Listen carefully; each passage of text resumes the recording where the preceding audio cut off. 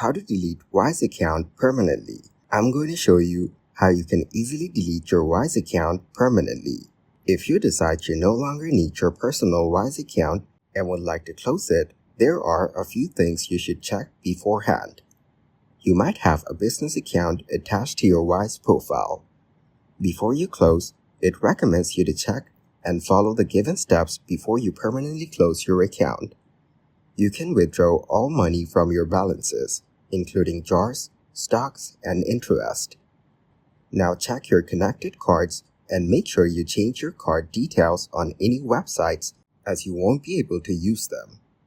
Next, wait for any pending card payments to go through. Then complete or cancel all pending transactions. Download any transfer receipts and balance statements you might need. To withdraw money from home, select a balance with money in it and select Send. Make sure you're sending the full amount from your balance. Choose the bank account you want to send your money to and confirm the payment to empty the account. You will need to do this for each currency and balance where you have money. To close your account permanently on the web or app, first go to your name in the top corner. Now go to Settings and select Close Account.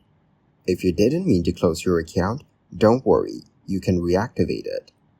Just go onto the login page and enter the email address and password that was associated with your account.